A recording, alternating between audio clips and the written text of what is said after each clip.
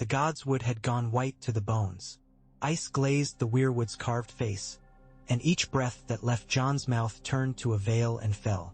The pond lay tight as hammered steel under a skin of rime that took the morning light and made it 1,000 tiny mirrors. Crows worked the bare branches and the wall walks, pecking and squabbling, black sparks on the snow.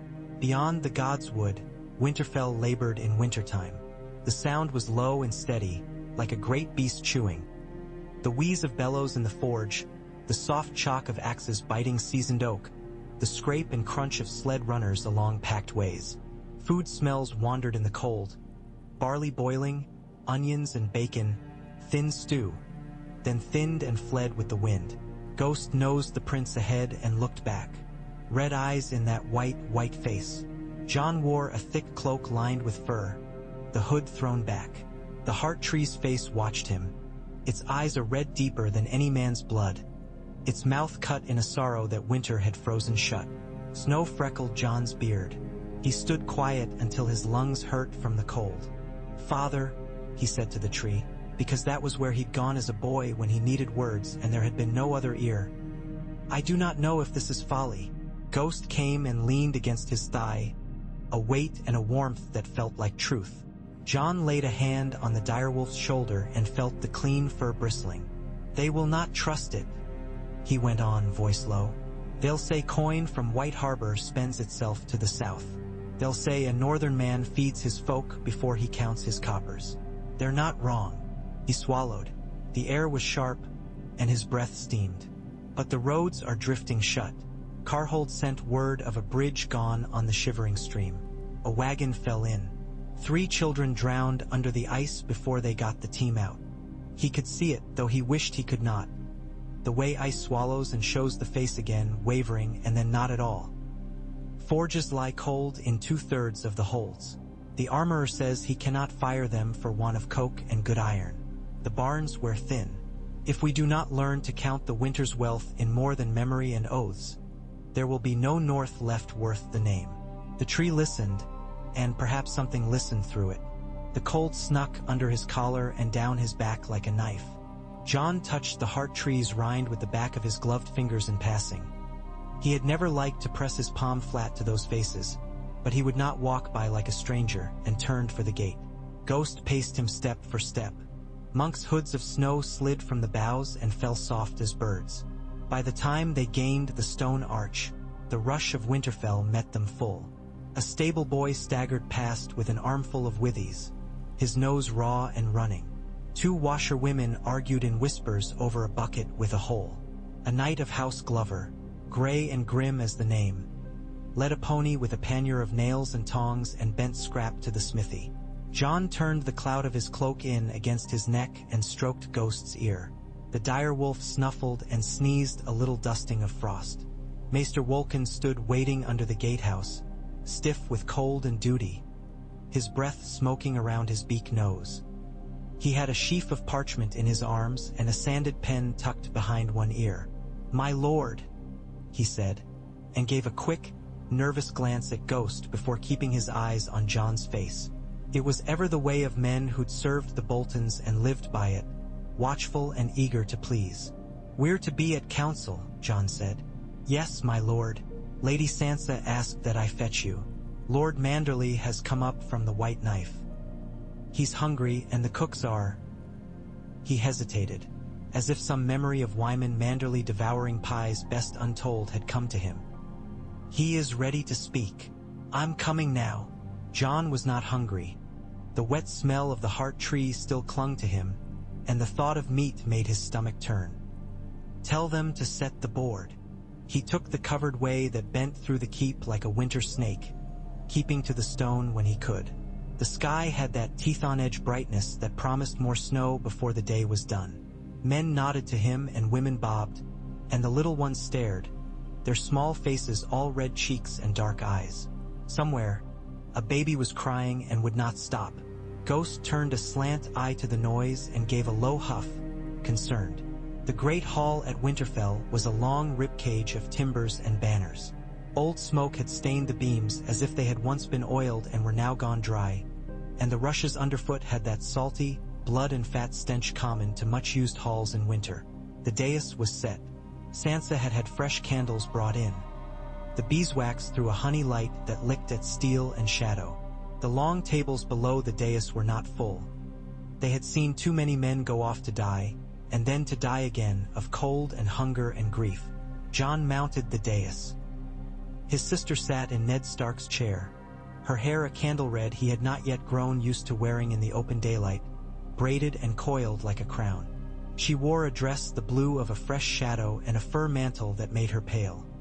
Her hands were firm and white on the board. She glanced up as he came, the caution and kindness in her eyes both true. Davos sat to her right, his hand resting light on the board, the fingers where knuckles had been scarred and crooked from years at sea. Tormund Giantsbane had taken a bench without asking and scowled at the candles as if they were an insult. Lyanna Mormont sat straight as a spear, her fur collar making a frame to her fierce face. She had a quill and a piece of torn parchment and was writing something very carefully. Lord Wyman Manderly's girth took 2 chairs and his breath took more, but his eyes were bright and quick under their lids. Alice Karstark stood tall and thin near the corner of the board with a then at her side, Sigorn, whose heavy brow and scarred cheeks made him look like a man carved with dull tools from the very mountain. The Karstark's black sun pierced by a flame rode the corner banner. There were bitters and glovers, a Serwyn, and an old man with a hard mouth in muted dust and colors. Maester Wolkan took his place with a soft clearing of his throat. The place stood empty. "Where is Lord Glover?" Sansa asked Wolkan straight away. "Lord Robet sent word he was delayed at the forge," the Maester answered. "The armorer had to show him the broken molds. He asked that we proceed." Sansa's mouth did something fleeting and too small to be a smile. "We are the North," she said, and looked to Jon. He stood with his hand on the chair back and did not sit. "My lords," he said, and his voice came out even. "My ladies, we're here," Wyman Manderly said, and coughed like a bear clearing phlegm. "And I did not ride my old bones up to sit quiet." "There is no quiet in this," Jon said. "You all know why. Winter has come." He would not steal the words that had belonged to others, the boast of men who had not prepared. "Winter has come," he repeated, though, and let the truth of it lay in the hall. He felt the crows move on the rafters. He heard a far door open and close, and the wind take and swallow the sound. "We have enemies in the dead, but long before they came, hunger killed. The roads are drifted over. Our wagons cannot pass the hills and the ravines for want of bridges. Our smiths cannot make simple things for lack of charcoal and pig iron, because the men that might burn and dig are cutting firewood and burying kin. The barns are thin and will grow thinner. We cannot go on as we ever did. We need a thing we have never had. We need a place where the North can put what it has and draw on what it needs, with oaths to bind it true." Lord Dustin let out a sound like a laugh in a man who had forgotten how. "You want a bank," he said, making the Braavosi words sound like a slur. Jon nodded. He had said it to the Heart Tree and would say it here. "A bank," he said. "A northern bank." Wyman Manderly's eyes tightened a hair in pleasure or suspicion. "White Harbor has a mint," he said. "My fat fingers have weighed more silver than most men have seen. You are a Stark by all but the name itself, your grace." He made that twist of courtesy as if he enjoyed the taste. "But coin is a Southron vice. We use it because we must. We pay men because food won't come out of thin air and men cannot eat oaths. But to be governed by coin—" "I am not asking the North to be governed by coin," Jon said. "I am asking the North to bind itself with oaths that can be counted." Lyanna Mormont's quill scratched, then stopped. "Good," she said, not looking up, as if she wrote the word even as she spoke it. "Count the oaths. If House Mormont swears 10 axemen, the man with 9 will not be excused because his 10th is on loan to his cousin's cousin. Counting ends the lies." "It is more than men," Sansa said, soft, and unrolled a parchment she had had Wolkan prepare. "If we put grain from each holdfast into Winterfell cellars," she went on, voice steady but carrying, "and mark how much came from who, and how much is taken on in need, and how much is returned, we can see who owes what to whom. We can also see who cannot repay and who must be carried. And if men put their coin into the bank, when coin comes to them, they will not hide it in beds or sow it into hems where rats gnaw. They will put it where we can lend it to those who can build bridges and fire kills. When harvests come, those debts can be repaid with grain or iron as well as coin. Usury, Lord Dustin said, dry as the inside of a skull. The old gods say nothing of coin, Alice Karstark answered, sudden, and her blue eyes were colder than any river. Her mouth had learned to be still to survive. They judge broken oaths. If a man swears by his tree to return what he takes in winter, and in spring he leaves the oaths to rot like fish guts in the sun, let the knife-tooths take him. But if he keeps faith and our old gods see, then what of it? A father owes his children milk. A lord owes his folk roads enough that milk can reach them. Sigorn grunted, his thick fingers worrying the edge of the board. In the then, a man gives labor in summer for meat in winter, he said. No counting, no numbers. The Magner knows, but the Magner can be killed. I have been Magner, he added with blunt pathos, and I will die. If your bank takes my promise now and keeps it for my son when I go, that is worth something. Tormund snorted. You put your promises on little bits of wood and scratch at them with a stick, like crows pretending to be men. The Magner does not need chicken scratches to remember who owes him a barrel of salt pork. He remembers because he is a man. He thumped his chest. And because if a man forgets on purpose, Tormund's fist reminds him. Davos leaned in. And what happens when Tormund's fist must be 5 days' march away, keeping death from climbing down into the night fort? He asked, mild. Men remember what suits them when no one's looking. I've seen good ships rot for want of a ledger. A thing written and witnessed is a thing that can be brought to the man who'd rather make his mind blank and his purse heavy. There's justice in ink. It ain't perfect, but it's better than fist law when the fist has too many fights to make. Wyman Manderley shifted. The boards complained. If we put coin into this bank, he said, and he said the word as if tasting it for rot, it must be safe. The Iron Bank of Bravos sends ships through storm seas to collect a debt that's late by a day. They have a vault as big as a sept, they say, and guards who'd cut their own mothers' throats to use the coin to pay for the cloth to patch their breeches. Who will guard the vault at Winterfell? You can't eat silver. Your men will be hungry and will smell the metal like a wolf smells blood. Men will be hungry. Jon agreed. The vault must be guarded by oaths, and by the knowledge that if we steal from ourselves, we die. He thought of the children under the ice. The vault will be in the crypts. No man of the north breaks into that place lightly. The tokens we issue will be of iron and brass, stamped at White Harbor's mint with the direwolf on one face and a sheaf of barley on the other. Men can carry them without fear of a knife for a weight of silver.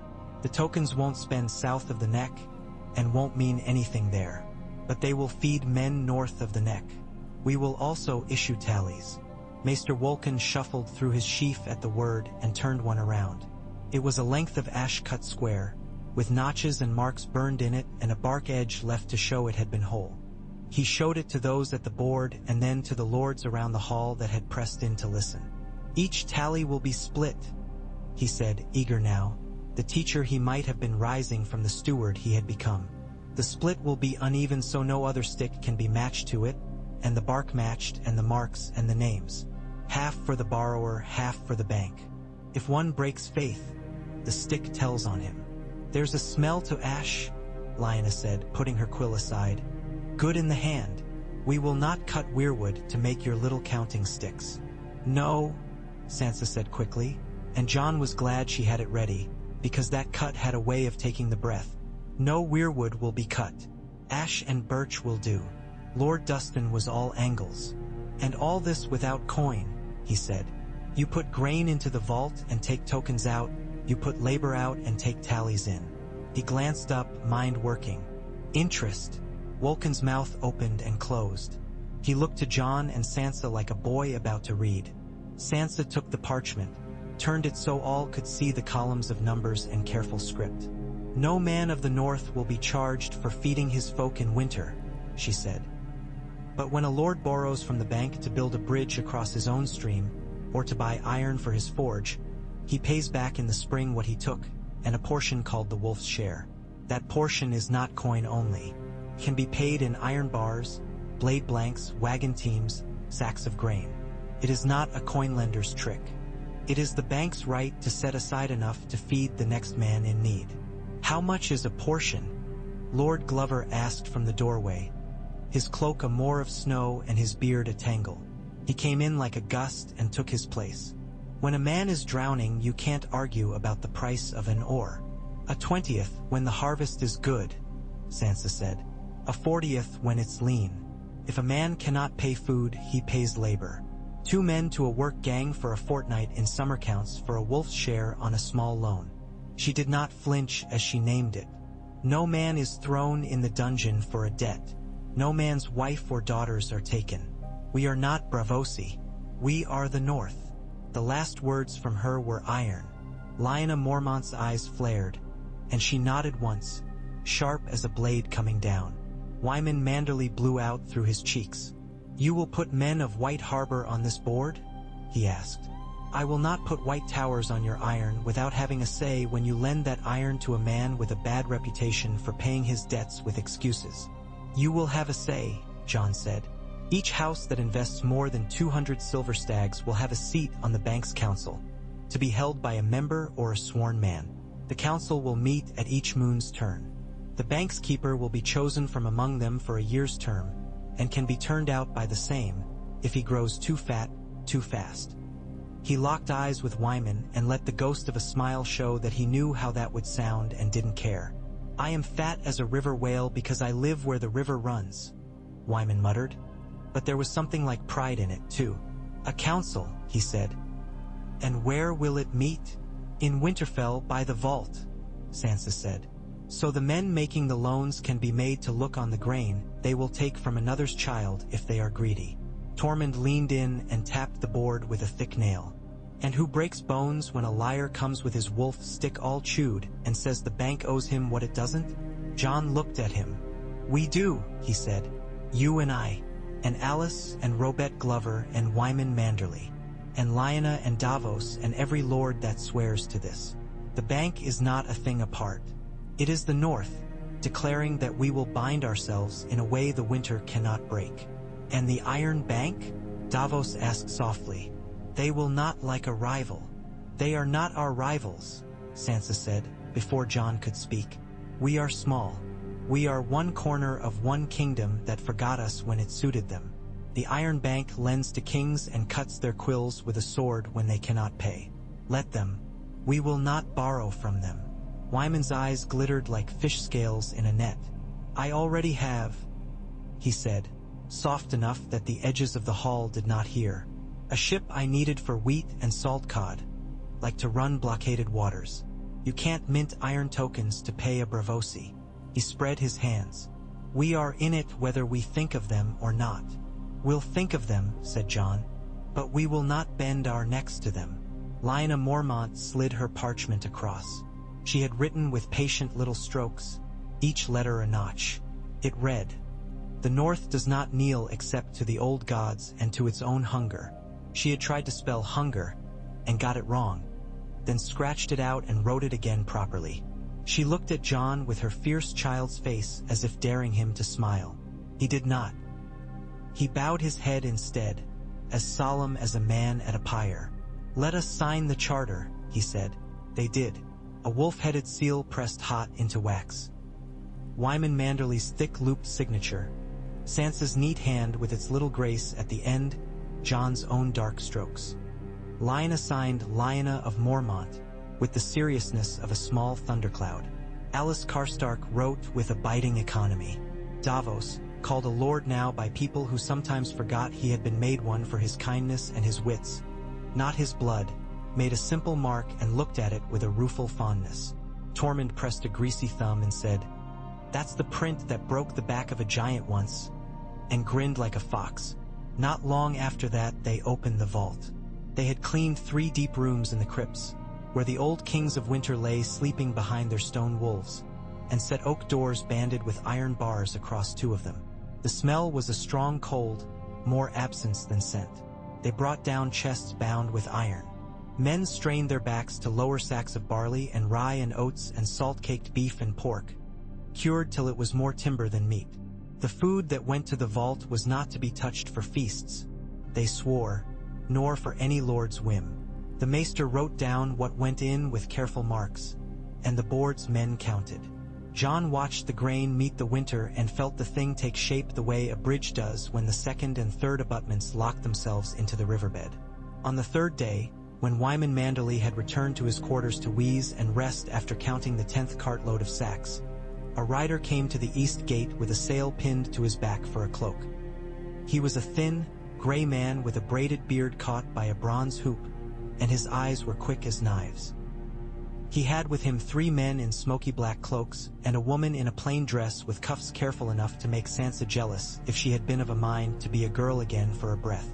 The thin man asked for hospitality, and then he asked for Jon Snow by name. He called himself Tycho Nestoris. Davos received him first. When Jon entered the small room off the hall where warmth sat in a bowl like clear soup, the Braavosi was warming his hands to the flame. He turned and made that impeccable small bow that sat like armor on a man who had nothing else to put between him and the knives other men would use to make his bank whole. "Lord Snow," he said, "or is it your grace in this north now?" "It is Jon," Jon said, because he would not feed the empty crown men had set on his brow out of anger and hope and hunger. "Braavos is far. Are we in your debt already? Insofar as you stand on land," Tycho said with a fine lightness that had rasp to it. "We lent to a king once who marched north. He is dead.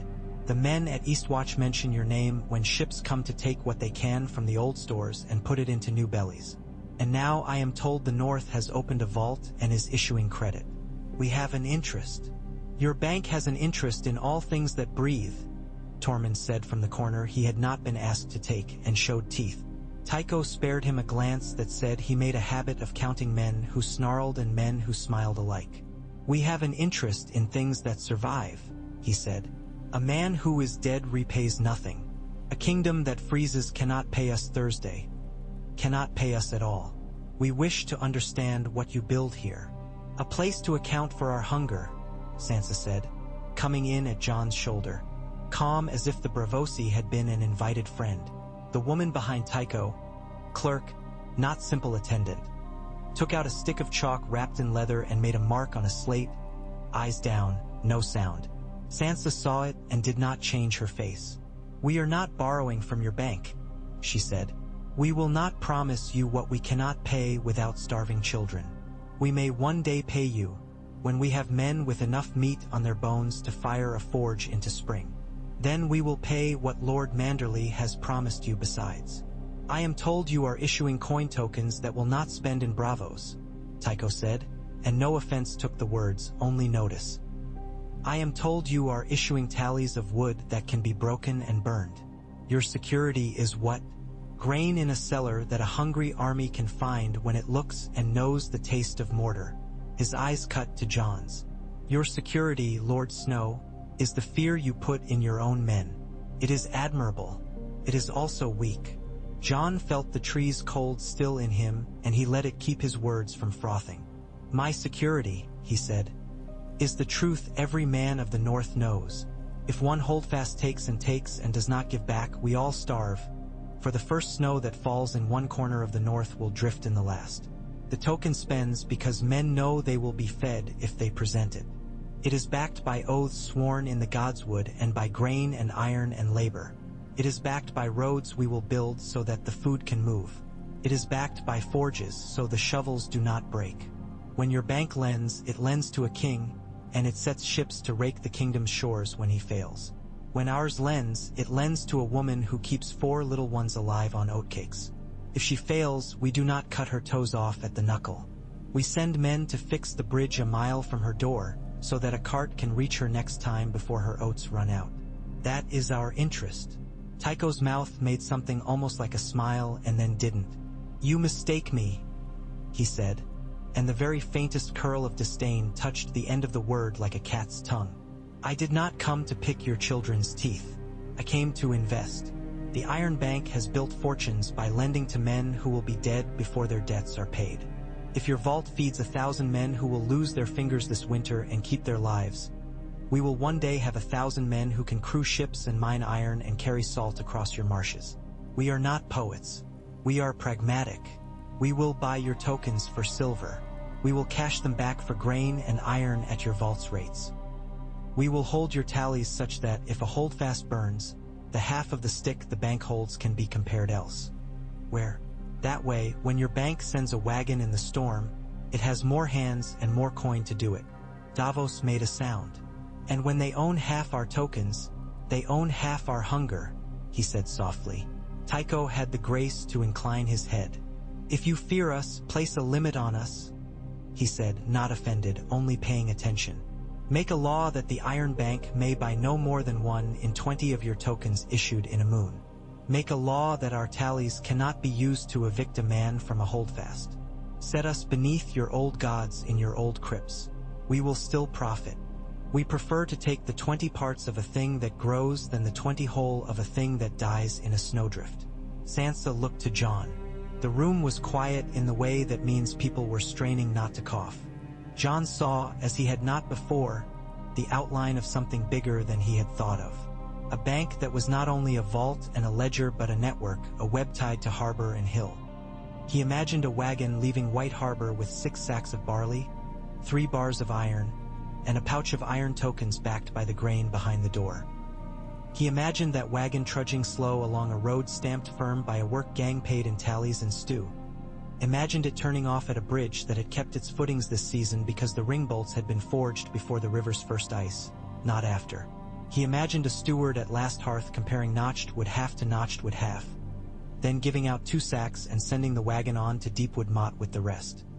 He imagined the dead walking, a vision colder than any ledger, howling on a freezing wind that smelled of nothing. He imagined men meeting them with spearheads napped from glass under a roof that hadn't fallen this year. Tycho Nestoris set his hands, fine and long, on the back of the chair, and waited to be told whether there was profit here in life. We will accept bravos as a buyer of tokens up to 1 in 20 each moon, Jon said. Wolken scrabbled for a fresh parchment. We will accept bravos as a holder of tallies, and as a carrier, but not as a master.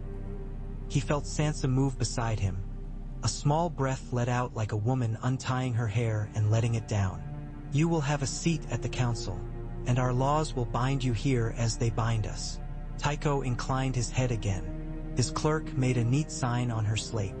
Then, he said, perhaps we shall both eat this winter. The bank breathed money and labor into the north the way a wounded man breathes in pain and out survival. There were setbacks, and they were bad and stupid because men are both when they have gone hungry too long. Lord Serwyn's steward tried to claim tokens twice on 1 tally and was shown his cheat by the bark edge. He went red and cold and then resigned his stewardship and went to join a work gang with a rope around his waist under the eyes of a Manderly knight. In the rills, a shepherd's wife sold her tokens for silver at a rotten rate to a peddler with Southron eyes, then found her children were hungry and her purse was full of coins that bought nothing north of the neck. Sansa wrote a law within the week banning the trade of tokens for coin except at the vault, except by the bank itself, and had the men who broke it sent to work on the new bridge over the White Knife, to be fed and watched and set under a clerk who read tallies like a septa. The first road gang cut from Winterfell's south gate to the little ford where the King's Road had long been a churn of mud and broken wheels whenever the snow thawed and refroze. They were a ragged lot of men and women who would have starved if not for the stew and the tallies, and the road they made was nothing pretty, but it was firm. The second gang went to the White Knife's western bank where the river ate coffins come down from men who had not been waited for. Davos went with them, pine smoke following him like a lullaby. He could sing to himself when the cold shook him, and he remembered the feel of a boat under him and the smell of tar the way another man remembers a woman's hair. He showed them how to use halyards and pulleys, how to get a rope around a stone bigger than a bear, how to build a crib of logs and pack it with stone until it was neither log nor stone but something between, as solid as patience. Men complained and women cursed, and the river talked deep and patient in its ice. And in the end there was a footing that did not move.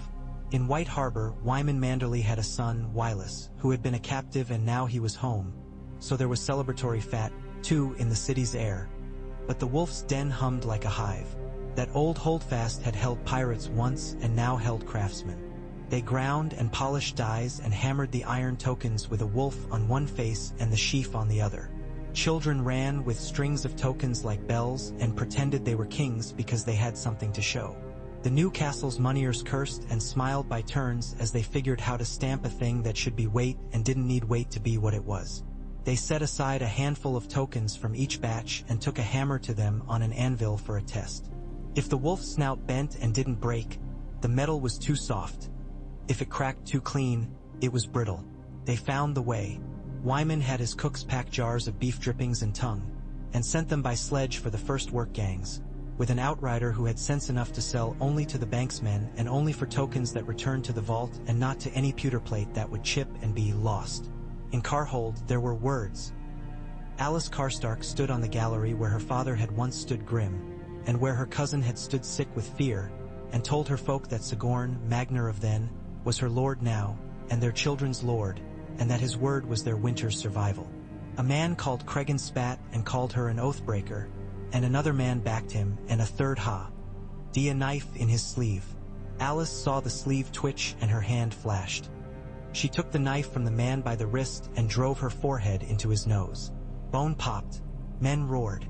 Sigorn waded into the knot like a bull in the river and came out with 2 men he had by the scruff, and blood on his lip and his knuckles. "Speak into your hand and tell me if it hears you," he said, slow and almost gentle, holding out his palm. "If it does, you may lead yourself. If it does not, then shut your mouth and listen to your lord." He let the men go. They sat. Alice told them of tokens and tallies, and of the bridge that would stand this time, and of the sheaves stamped at the wolf's den, and of iron to come. In the end, grudging, Carhold voted by raising hands, and more hands went up than did not. After, when Alice went to the godswood and pressed her cheek to a tree that was not a weirwood because Carhold had none, only aspens, she shook with relief and fury and something like joy. On the 5th week of the bank's life, the white knife cracked its ice with the sound of a tree splitting, and the first raft of logs came down from the white wood. Reed men punted with poles bound in deer sinew and had liked to be crushed between ice floes if Davos hadn't seen how the water would go, and yelled at the top of his lungs in a way that made men obey even before they knew why. He was stupidly proud of it, and then ashamed to be proud, and then he was simply busy. The forge fires at Winterfell woke as if women had brushed ashes off sleeping men's shoulders and stood them up to work. The armorer's name was Rowlick, a short man with a chest like 2 joined barrels, and he wept when he finally had enough coke to make a fire that would not go out if he took his eyes from it to sleep. He made horseshoes and hinge pins and nails like rain. He made blanks for knives and a plowshare that was not a rock dragged behind a goat. Men and women stood in a line at the forge so they could smell it as if it were a roast for them alone. The smell of hot iron and a man's sweat is a feast for someone who has not eaten hope for weeks. Ghost took to lying across the doorway of the vault and looking at everyone who came and went with the same mild scrutiny he applied to deer in the woods. No one tried to go past him who should not. Once, a boy with hungry eyes and hands too quick crept down with a candle stub in his teeth and found himself face to face with a white face that had no expression. He dropped his candle and pissed himself. Ghost stood very still until the boy had gone, and then Jon came and put a hand on Ghost's back and said, "You are better than any lock." And Ghost rumbled and pushed his head into Jon's hand. But winter has a way of testing locks with fire and wind. It was Lyanna Mormont who sent the raven first. Her hand was cramped and the letters were cramped with it. The raven came at dawn and pecked at the kitchen zeal like a boy pecking a sister's elbow until Wolkan took the tube and read, and then he brought it to Jon. The letter said, "The lake road is gone. The ice broke where it is always thick. 7 drowned. We need planks and ropes and men with sense. Send Stu." Jon took the letter to the board. "The lake road," he said. "The one to last hearth. We sent them old shingles and rope last week. It wasn't enough. No road is built with someone else's scraps," Lord Glover said, darkly. "Then we send them good planks," Sansa said, and turned to Wolkan. "How much grain is in the vault we can spare to pay for the planks and the men to carry them? How many tokens issued are not yet turned in? Wolken ran his finger down the columns like a man counting rosary beads, his lips moving. We can spare 200 sacks, he said. If we do, we must ask Carhold to send another 50, or else lower the tokens issued in that quarter next moon by a tenth. Ask Carhold to send another 50, Jon said, and tell them we will send them spearheads and a blacksmith's boy if they do. If they refuse, then the Karstarks will find fewer tokens next month. Alice sent back a raven that said, "Send us the boy. We will send grain. Sigorn will go to the lake and he will bring it under him like a bull brings a cow." They made a caravan. The first bank caravan that looked like a thing and not a foolish hope. 10 sleds with good ash runners, 2 teams each. Ropes coiled in great snakes that smelled of tar and summer. Planks shaved with hand planes until they were a hair proud and then sanded down until they were a hair shy. Men with hats pulled down to their brows and eyes like iron in a snowbank. Davos went because he had a way with ropes that men understood even when their fingers were too cold to be clever. Tormund went because if the ice had broken where it should not, he wanted to see and hit it. Wyman Manderley wanted to go, and Sansa told him if he set one fat foot on a sled, she would have him trussed like a boar and set up on a spit to save wood. He laughed and grudged and stayed. Jon went. They left Winterfell before the sun had shone as more than a copper smear behind cloud. The road was bad and good by turns. Where the work gangs had tamped and laid brush and stone, the sleds hissed and slid. Where the old track ran through the low wood, the branches took at their hoods and the snow underfoot hid rocks like old broken teeth. Davos called for halts at odd moments, looked, nodded, and then called someone by name. He had learned their names because names were ropes to pull men closer when their minds drifted towards the cold that sounded like a lullaby. Tormund made slush half the day throwing snowballs the size of a man's torso at trees, then swore at trees as if they were cowards to stand still and take it. The men laughed and hated him at the same time, because laughing hurts in cold air like that. Last Hearth's land was cut by little black, frozen streams like the veins of old hands. The lake lay long to the east, a gray thing under a white sky. It was where the ice had broken when it had no business to. 7 drowned. They had been hauling a load of firewood from the groves. Davos had seen the way ice can be safe one day and not the next, and he was not surprised, but he was angry because it had been predictable if the men had had time to think. But men who are hungry do not think. They hurry across ice that groans and tells them what it is about to do. They saw the breaks. Not 1, but 3, as if some huge creature had thrashed under the ice and then moved on, yawing the surface behind it. Jon crouched and put his glove to the edge. It was not clean. Where a break is made by weight, it will snap like glass. This had torn like cloth. The ends were ragged and lipped, as if something that was not claws had worried it. There was no blood, only a curl of hair caught in the ice like a river reed. The kind of hair a child has, so light it floats when it falls from a brush into the air. Jon pulled it out and set it under a stone, because the wind would have it otherwise. Tormund knelt with a groan that was partly humor and partly old scar ache. He put his big hand on the ice and closed his eyes. "There is water under this," he announced, and Davos snorted. "To tether planks, we must drill first," Davos said, not unkind. "We must spread the weight." They set to. The men were quiet in that way men are when the work is not only work but prayer. Sigorn met them at the lake's far side with Karstark men, and thens in furs that made them look like shaggy hills with feet. He clasped Davos's forearm as if he were a son, and clasped Jon's as if he were a brother he had hit once and would again, if need be. He showed how the wind came from the east, how the reeds leaned, how the men had hurried and the wagon had been heavy. Together they made a way, a frog-hopping of planks that did not look beautiful but held. Men with ropes around their middles crawled on their bellies with their faces turned sideways and drilled and set the pins, and none of them died doing it because someone had had the sense to put coin where a man could take it and stew where a man could smell it. It was while they were still working the third stretch that the wild dog came out of the line of trees on the far side and stopped. It was not a dog. It had been. Its ribs were strung with fly-blown emptiness and its eyes were wrong. It moved in a way that said it had not chosen to come but had been drawn as an iron filing is to a magnet. It came to the very edge of the ice and stood with its feet splayed out a little and its head cocked like a listening child. And then it started across the frog-made thing they had made without understanding, and fell into the dark and did not come up. Jon felt an old, new fear touch the back of his neck like a woman's cold hand. He looked at Sigorn and saw the same. Davos swore under his breath. Tormund spat. "The river takes what it's owed," the big wildling said, too loud, too cheerfully. "Finish," Jon said. "Get them across." They got them across. They got the work team and the wagon and the planks and half the ropes to the other side. And then the wind rose and a low roar came out of the east like a god clearing its throat. Snow came on a long, level line you could see marching in the distance and growing broad and close like a war host. The air went mad. Men turned their faces away and tasted leather and wool and something like iron filings under their tongues. If they had come later, they would have missed the window. If they had come earlier, they would have put men onto ice that had a mind to swallow. They came when they did, and it was just enough and no more. Back at Winterfell, they heard the storm coming as a rumor. The ravens shivered in their house, sleek black in their cage, and made noises like old songs. Sansa went to the vault herself and told the keeper.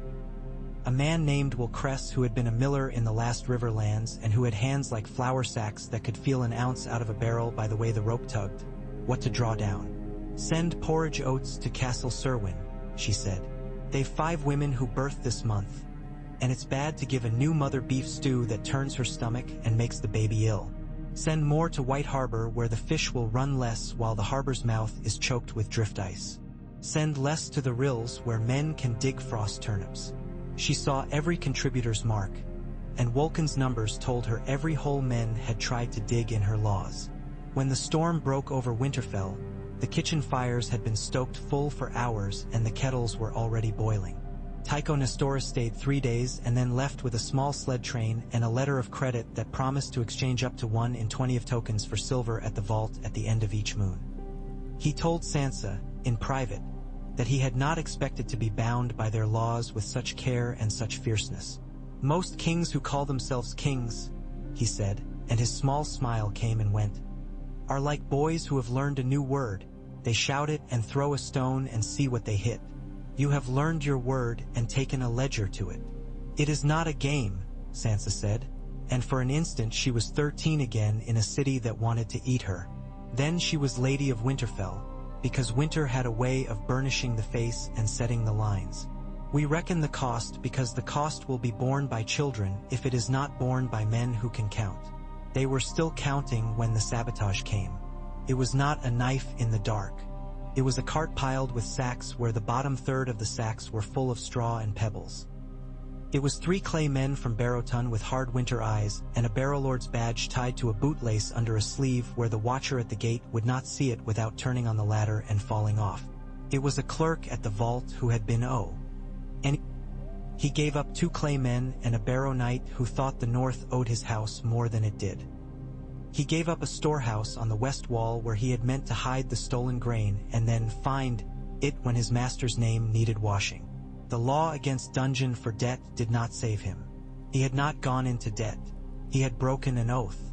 He was sent to a work gang at the new bridge for a season with a rope around his waist and a clerk beside him to teach him numbers he would no longer use to steal. Tormund went to Barrowton with 3 dozen free folk and 3 Manderly knights to burn the storehouse that had caught fire itself once already. The Barrow knight came out with his sword up and his face red and went down with Tormund's fist in his mouth and 2 teeth in the snow. He was not killed. Tormund did not need to kill him. He put a tally stick in the man's hand and forced the other half against it, and held both together and made the marks meet. "There," he said into the man's face. "That is what a keeping looks like. You burned one. You break one again and I will break what you keep between your legs. That is the law of the bank." Small folk began to understand the tokens faster than the lords. At Castle Serwyn a woman had 6 chits of iron and 2 little ones who did not understand why the stew pot was empty. A peddler offered her 3 bronze for all 6 chits. She took the tokens to the bank instead. The clerk there weighed them by handful and gave her flour and onions and a bit of dried beef that made her breathe out the way a man breathes out on a bed after a long day. She went home and showed the tokens to her sister, and there was a little fight over one because her sister was not married and was with child. But in the end the woman put 2 tokens in her sister's hand and went home with 4 and cooked a stew that was mostly onion and water and pride. She paid back 2 of the 4 in a fortnight when she had worked carding wool for a woman with a loom who hired with tokens now because she trusted the bank more than she trusted her husband's memory. The weaver took her tokens to the vault and swapped them for a bar of iron. Her husband blew the iron hot, hammered it into nails, sold the nails for tokens, brought them back to the vault, and took home salt and a coil of rope and a promise that come spring, he could have a slot in the work gang building a bridge across the little water if he could make a proper spike to hold a plank. He did. He was a lord of nothing. But at the end of that winter he felt richer than he had when he had had a coin that bought him a flagon and a night's fuzzy forgetting. The roads grew. They ran like sinews. From Winterfell to Last Hearth. From Winterfell to Deepwood Motte in the west, where the trees stand old and the iron in the soil makes a man taste blood in his mouth if he bites his tongue.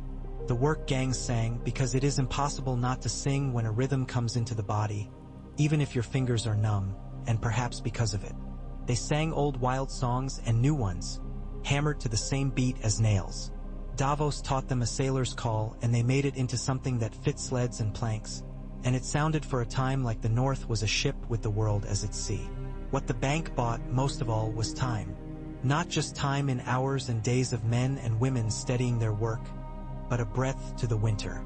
A storm could take a week to pass, and the road still held. A holdfast could go 2 weeks with reduced porridge and a little salted fish before the wagon got there, because the tokens meant the wagon would not be turned aside by a petty lord steward who'd take a bribe to sell the grain to the house he served. The bank's tallies meant a steward could not pretend he had never promised. Not in the Godswood, where he had pressed split stick to stick and nodded with all watching. Men who lie need slippery places to put their lies. The bank was a floor of rough boards, ugly and steady underfoot. And then the dead came to test the boards. They came furs. Tea to a charcoal burner's hut in the White Wood, where a man named Jared and his wife and their 2 boys had taken to living closer to the pit for ease. A neighbor found the hut door thrown in and a scatter of ashes and no Jared. The neighbor had sense. He went back to the path and went to the bank's man at the work gang quarter-mile down the road. The bank's man had a horn and he blew it. Men came like stones rolling downhill with spears and axes and one sword that Rowlick had made too soft at the tip and was ashamed of. They came to the hut and found the smell of death and something else, something thin that made the edges of things fuzzy when you looked at them. They found tracks. Men's feet make one kind of hole in snow. Dead men's feet make another because they do not know to lift their toes. Jon was 2 miles away on the road to Deepwood when the horns went. He looked up and saw ravens come off the trees like a cloud in reverse. He sent Ghost ahead with a word and men after him, and they came to the charcoal's hut. They saw the tracks. They saw the small feet of boys, and he had to stand still for a breath and then breathe out or he would not be able to speak. "Bring torches," he said, though it was day. "Bring the dragonglass." Dragonglass. That was another thing the bank had bought. Samwell Tarley's raven from Old Town had come like a drop of summer rain into a hot forge. Under Dragonstone lay mountain upon mountain of black glass. Under the fist of the first men caches had lain. Eastwatch men had found a gondola of old obsidian in a place where the sea had eaten at a cliff. Rowlick could not forge dragonglass, not truly, but there were nappers from the mountain clans who had shaped obsidian into arrowheads as their mothers had taught them to shape flint, and they taught others, and soon there were bins of jagged black heads waiting for shafts, and heaps of broken chips like night in a scoop. They followed the tracks. The forest went hollow-sounding under snow, and the crows said ugly things to each other and to men who could not understand. The tracks led to a ravine where a stream ran under ice. The ravine's sides were blue in the light, and the air felt cramped though the sky was wide. They found Jared's youngest boy with his mouth open and his eyes white and milk-skinned. He stood in a drift and did not move as men came at him with torches and love and weapons. He did not know them. He opened his mouth wider and made a sound like a kettle when it begins to sing and then cuts off because the fire has been kicked from under it. Jon went to him and cut the small boy down with a spear that had a dragonglass head. The head broke against the ice and the shaft splintered, and Jon went on his knees in the snow after he had thrust, and did not, for a time he did not. Then he was standing again and breathing, and all the gods looked down and did not speak. In the days that followed, they burned bodies under watch. The bank's caravans carried pitch and spades and shrouds now as a matter of course. The dead came in 2s and 3s at first, then in 5s and 10s. They came as scouts and as spear points. The bank's roads meant that men could bring men together quicker. They meant that when an alarm went up in the whitewood, the sound ran down to last hearth on a road and not a mere trail, and men answer faster to roads. The bank's forges meant that when a band of dead came to a footbridge, they found iron pins in oak that did not pull out like rotten teeth when corpses clawed at them. The Bravosi sent men and mules with sleds marked with a discreet iron sigil on the cloth. They bought tokens and took grain and pitch, and left behind silver that sat in chests and did nothing but make men feel that they were, for a moment, rich. Tycho came back and looked at the road gangs and at the men drilling holes in ice and said, "We have a thing like this in Bravos. When a district floods, its bank sends men to set pilings. It's an ugly miracle, but a miracle." He smiled his thin smile. "You might one day be a kingdom that knows how to count itself and so does not die of stupidity." Sansa wrote to the houses that had been slow to send their grain and told them that the bank would put their marks to the bottom of the next parchment naming those who had kept faith. She did not threaten them with swords. She threatened them with shame. It worked better and lasted longer. In Springfell, that little place on the beaten line of the King's Road where men had been ambushed often enough to know that standing behind a tree is not hiding if you cough, the bank sent a clerk named Hother with 2 boys and a strong woman who had a cart. Hother had ink and a tally knife and a face that had seen white knights nursing for children through coughs. In a fortnight he had a list of who owned what and who owed what, and the list was not all numbers. There was a set of marks for who had carried wood to the old woman whose son had died, and she had nobody to bring her a stick. He showed the list to the men who had thought of stealing the tokens and running south. They were ashamed, not all at once, but enough. Once, Jon rode alone ahead of an escort 1 mile on the winter road to clear his head, and Ghost took something off the wind and went stiff. Jon hauled up and listened. He heard nothing. The snow hung in the trees like memory, and then there he heard thin metal. Not the sound of a blade on armor, but the sound of small coin on small coin, touched in a pocket. He thought of the peddler at the lake road. He thought of rats in vaults. He turned Ghost with a knee and went into the trees. The sound ran away. He went faster, flitting between pines, his cloak catching and tearing, his breath burning. He heard the clink again and came up on a man crouched on his heels in the snow with a bag open and a handful of iron tokens spilling out onto his palm. The man looked up and froze. He had a rabbit's face in a man's bee. "Art, they'll buy rabbit stew for your babies," Jon said, very quiet. "Not silver for you to drink away. The man swallowed. "My sister's man. He says he has a Saxman in the south who will give better than oats. And when your children go with your sister's man down a road with no planks across the lake and no guards at the bridge," Jon said, "will your Saxman put stew in their bowls? Will he help you bury them when they fall through ice that was strong enough yesterday?" He shook his head. "No, he'll give you bronze that buys a night's fire now and a long cold." Ghost stepped forward and put his black nose against the man's wrist. The man hissed and jerked and then went very still. Ghost's teeth were not bared. He breathed warm. "I only wanted." The man's words blew away in his breath. He loosened his hand and the tokens slid back into the bag, and he held it up. "For the bank," he said, as if he had meant that all along and had only made a mistake and said it wrongly the first time. Jon took the bag and set 3 tokens in the man's hand. "For your mistake," he said. "Porridge in the morning, a stew in a day." He turned to go, then looked back. "Tell your sister's man that if he's seen trading tokens again, I will cut the straps of his gear and make him walk back home with his trousers falling down around his ankles while all watch." It was petty and kind and as close to justice as men can get without another man's life on a block. Jon felt old and young at once. Winter swelled. The storms grew teeth and bit the bones of the north. The bank had to run.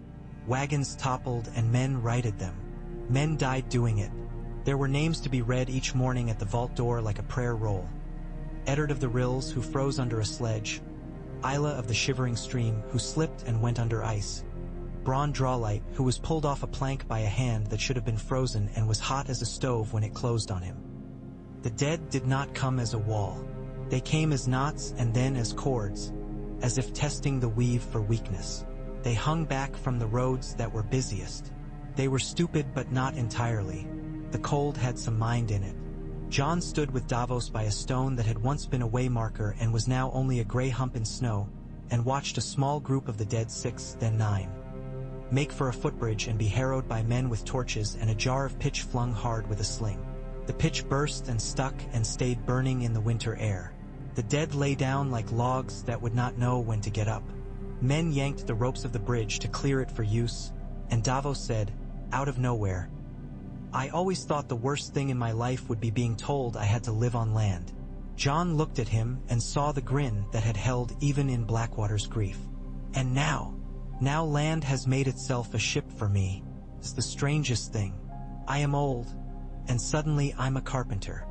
He flexed his hand where the finger bones had not fit right since the king had taken their knuckles. He looked at it with love and distaste. I would have been happy to die in a bunk. Now I think I'll be pleased if I die on a road.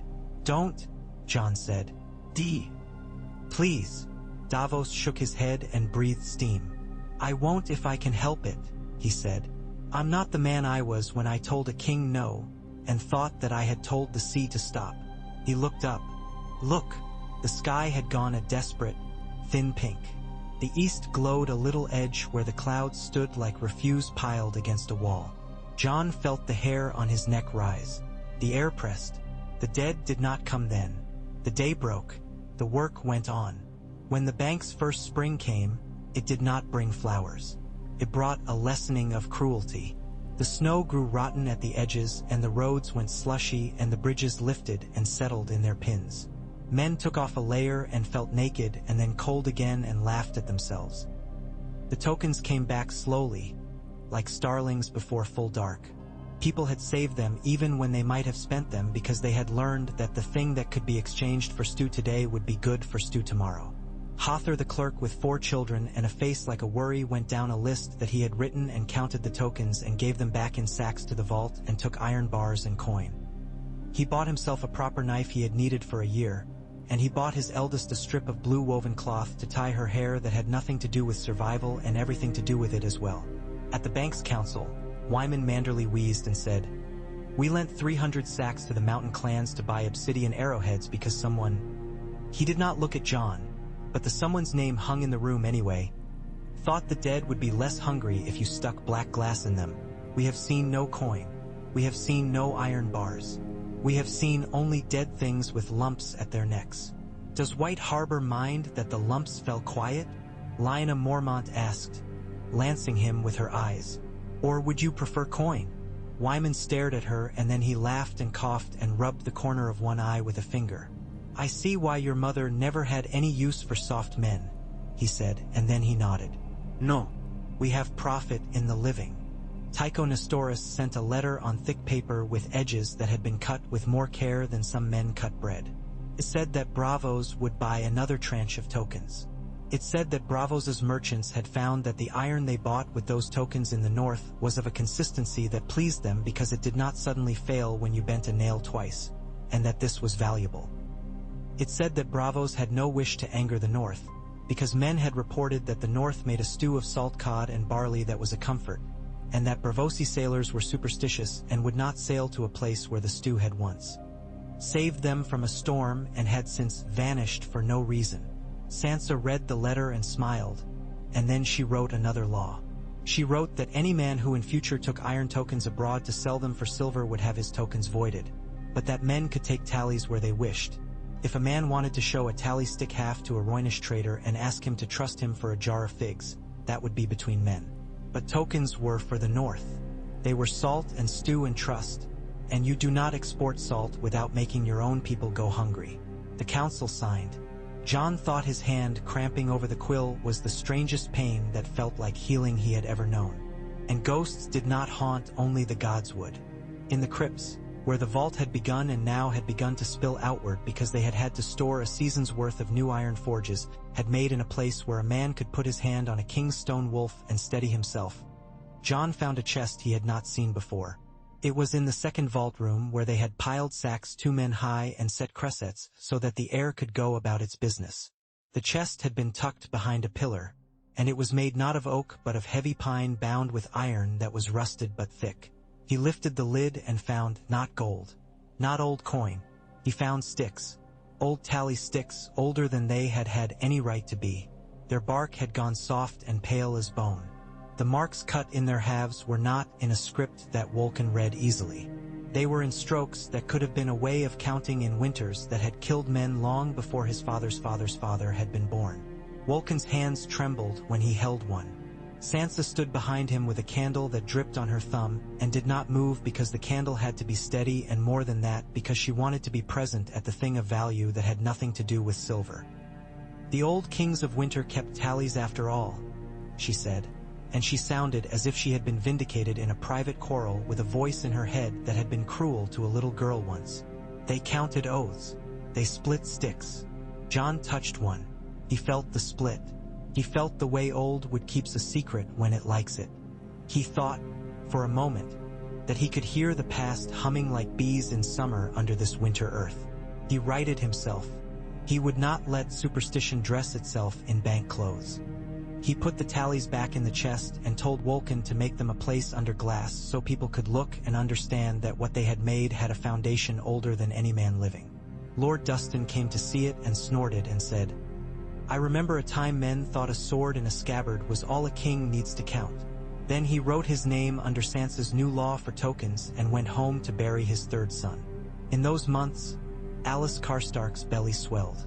She stood at the lip of the White Knife on a day when the ice broke all at once and took a ragged sheet down river and said to Sigorn, "If I die, you will remember the sticks." He put his hand, simple and heavy, on her hair. "If you die, I will break men in half like kindling," he said, and she said, "No, break the ones who break the sticks." He sighed and said that he would, and that he would make sure their child learned to add before he learned to swing. Lyanna Mormont took to sitting, sometimes, in the vault doorway with Ghost and the wolf's head token that had been cast with a flaw in it and given to her. She would toss it and watch it spin in the lamplight and catch it, with Ghost's eyes on it. Once, she dropped it and it rolled under Ghost's paw, and he did not move. She reached for it, and he lifted his paw and touched her wrist as if to say, "We both care for this." Snow in the long grass around the standing stones at the first keep went honey pale in some late lights. Jon walked there alone once and then not alone, with Sansa. They did not speak at first. He could hear, faintly, the bank at work, a low music of men who had work to do and were doing it. At last, Sansa said, "Do you think we're wrong?" "Yes," Jon said, and she looked at him quick and he went on. "In ways we will learn. We'll hurt men we do not mean to hurt. We'll err. We'll writhe under it. And we will be more right than wrong if we keep the promises we made to children." Sansa nodded. "Lord Glover sent a note yesterday. He says he has 2 boys learning to write so their tallies can be done in numbers and in words both." "Good," Jon said. He did not like most numbers. They had a way of making themselves more important than people, the way kings do. But he liked that men were learning to write because of the bank. He liked the look that came over a woman's face when she saw her name on a paper and knew it looked back at her. Wyman Manderley died that spring. He died not of winter but of being old and having been fat too long. He died in his bed with a platter on his chest because he had insisted on eating a particular little pie he liked, even when the pie tried to choke him, which it did, because it was badly made by a cook who was new, because the old cook had gone to run a stew tent on the road for double the pay and a lighter conscience. Wyman's son wept and then blew his nose and then came to the council and said, "My father had a sense for when a thing that was not coin would make coin, and you all made him a fortune in something he never imagined. I will sit his seat. I will watch the tokens and the tallies and the bridges. But," and here he smiled a little, "I will try not to talk while eating." They went on. Men were men and winter was winter. There were nights when Jon could not sleep for thinking of the boy he had cut down. And there were mornings when the bank's horn sounded with the dawn, and he went out to find that a work gang had finished a small span over a ditch that would otherwise have broken a wheel's axle and endured a woman whose children would then have been hungry. There were days when Tycho Nestoris sent a messenger wearing sealskin boots and a hood lined with fox, and the messenger said, "We have more tokens for you," as if he were almost tired of the errand, because things that begin difficult become dull when they keep on going. And there were days when a line of dead came out of the treeline like a seam opening in cloth and ran beside the road but did not cross it, because the men on the road were many and noisy and were carrying torches, and dead things are easily distracted by warmth and noise and go towards what they can kill without grief. That is the truth, too. The bank did not change it. It changed who was where when it mattered. It was not prophecy. It was not a great sword drawn from a tomb. It was sticks and tokens and bridges, and the belief that if you put your back into this particular cart now, and your neighbor put his back into that one tomorrow, both carts would move. The last night before the dead came as a storm and not a drizzle, Jon sat under the heart tree again. Ghost lay beside him, breathing slow. Snow feathered down and made a blanket on the direwolf's back, and he shook it off, and then he did not mind and let the snow pile up because it turned out to be interesting to be white on white and still seen. Jon spoke to the tree again. "Father," he said, and it did not matter if the spirit there was Ned, or some other old thing, or only Jon's own sorrow and hope talking to itself in the cold. "If I die, if the North dies, we will die with bridges made and forges lit and tallies true. I will not have my folk die for lack of a thing I could have counted." He rose. The snow creaked under his boot. He went to Sansa, and she looked up from a ledger, tired and beautiful in the way winter makes beauty. Severe, honest, like a bare tree that still stands. He kissed her hair. It tasted of salt and beeswax and smoke. "It's time," he said. "You've been saying that all winter," she said, and smiled a little, too tired to make it a jest and too fond not to try. "Yes," he said, "and now I'm right." The bank's horn sounded. It was a long low note, and then a second, and then a third. The dead have no horns. They come with silence. The living announce themselves. Men poured out of the barracks, and the vault's door closed behind the last three like a mouth closing around a prayer whispered too long and too often to be heard anymore. Tormund swung an axe on his shoulder and said, "I hope your sticks burn as well as wood." And Lyanna Mormont, who had stuffed a token into her glove, said, "If I die, give this to a child and tell him it will buy him bread." And Tormund swore and blinked and looked at her as if she had turned into an old woman right there, and then another look came over his face, something like hunger with all cruelty taken out, and he said, "You won't die. But if you do, I'll burn the man who takes your token." They went to the wall and the roads and the bridges. They went into the winter. The dead came on feet that did not lift their toes and eyes that did not shine. Steel rang. Glass shattered. Fire burned. Pitch stuck. Men fell and were pulled up. Men fell and did not rise. When it was over, when dawn came and showed the ground like a man shows his scar to a friend, when the dead lay dead again where iron pins held the bridges and charcoal burned because men had cut and piled properly, when Davos found that he still had all his fingers and wept a little and then laughed and then swore, when Tycho Nestoris stood with his clerk and wrote carefully, 1,000 tokens redeemed in stew and iron and a future, when Sansa closed the ledger and put her head down for the first time in 2 days and slept sitting up like a soldier, when Lyanna Mormont threw her flawed token into the air and caught it, and Ghost watched as if it were his favorite thing that had not bled. When the day was like that, Jon went back to the Godswood and put his hand to the heart tree palm flat, just once. "It worked," he said, half in wonder. Not perfectly, not clean, but enough. He had never asked for more. He let his hand drop and leaned his back to the tree. He looked up at the sky through red leaves and white snow and let himself breathe. Somewhere, beyond the storm's far edge, beyond the winter that still had weeks and months and vexations in it. He imagined a road in summer, hard and dusty, and a woman with a pail on her arm and a child at her side carrying the other, and his heart did a thing that hurt and healed in the same beat. Down in the vault, the old tally sticks rested under glass. Their splits matched and their marks said what they had always said. "I will keep my promise. It is counted. The living keep counting." Ghost yawned, showing teeth, and laid his head on his paws. The Godswood did not speak, but the North did, in a language of ropes and planks and men who had learned to read their own names, and in that language it pronounced itself alive.